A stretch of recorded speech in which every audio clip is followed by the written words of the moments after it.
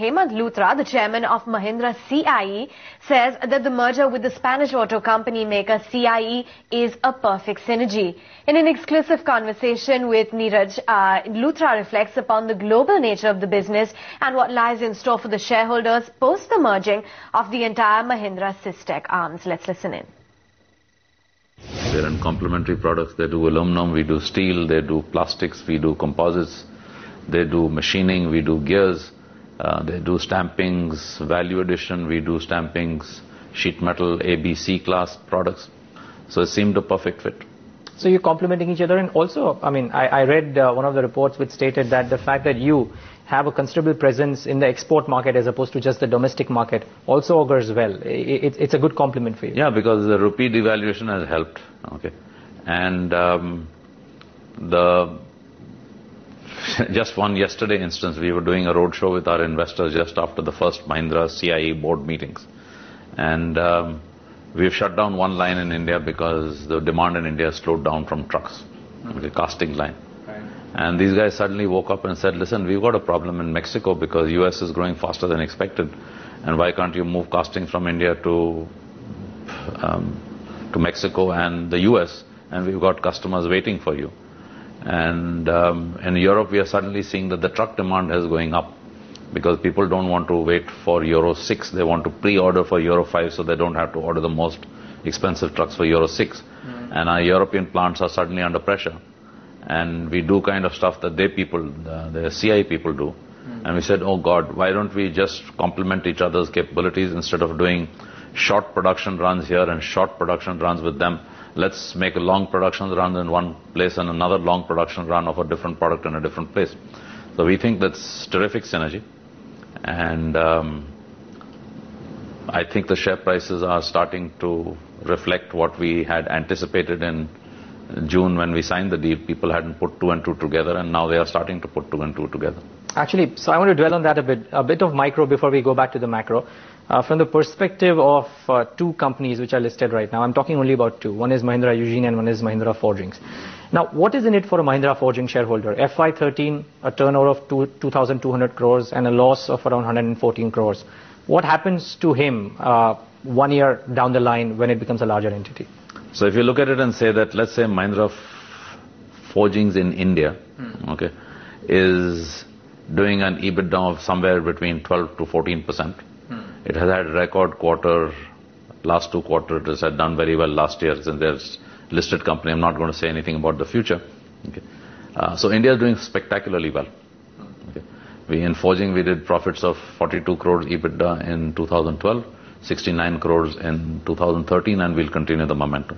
Okay. In castings, we did a profit in Q3 F13 of 5 crores. In Q4, we did a profit of 17 crores, and we are maintaining the momentum.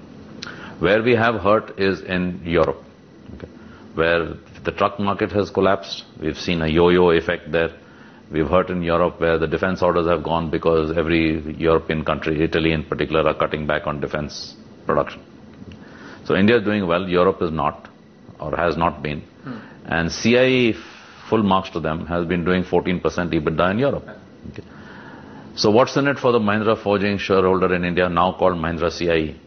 He's going to see all the Systech India companies under one roof. He's going to see the Mahindra Forgings European companies under the same roof. And he's going to see CIE Forgings under the same roof. Right. Okay. So it's going to be looking like, I think, about a 5,000 crore company. Okay, 750 million euros. Okay. And CIE Forgings in Europe is doing 14%. Mahindra Forging in Europe last year did 10%, but this year has done 4%. There's an accident. We'll figure it out, or we have figured out what needs to be done. India is doing very well. Okay. And I think that, in my opinion, the market hasn't realized what the true value of Mahindra Forging is. From a Mahindra Eugene shareholder perspective, is it as simple as 284 shares for 100 shares of Mahindra Eugene? Because then there is a clear arbitrage existing in market parlance as well. See, I don't know why the arbitrage is existing, because if you look at the price as of this afternoon, okay, Mahindra Eugene has now gone from 82 rupees to 100 rupees this afternoon. Yes. Okay. And Mahindra Forging has gone from 38 rupees yesterday to I think about 43 or whatever today. 43 multiplied by 2.8 is 112. Okay. If you do the maths that I'm telling you to do, okay, and figure out what the consolidated EBITDA is, between CIE and Mahindra, what we've put together, the consolidated EBITDA will be about 60 million euros as of today, historical. You put a multiple of 6.5 on it. Okay, that's whatever the market values entity at. Indian might be higher, Europe might be lower. You take off some debt, which is public knowledge. There's about 230 million of debt. Okay. I think the market is there is an arbitrage, but I don't think the arbitrage will exist too long. Agreed. What I'm just trying to figure out is the consolidated entity, which has become so large. What kind of EBITDA levels or EBITDA margin levels do you think that company in FY14 or FY15 will operate at? CIE Forgings is 150 million euros. They've done 14% consistently. In Latin America, they've done 15. So let's be conservative and say they'll continue to do 14%. Right. And let's say over the next 3 years, Europe has been through the bottom, will come back a little bit. And let's say 150 million will become 180 million. Mahindra in India has been doing something like 300 million euros, equivalent, 2,400, 2,500 crores. Okay. There has been a downturn. Okay. But our exit run rate in FY13 last quarter was 14 and 15%. Okay. Okay.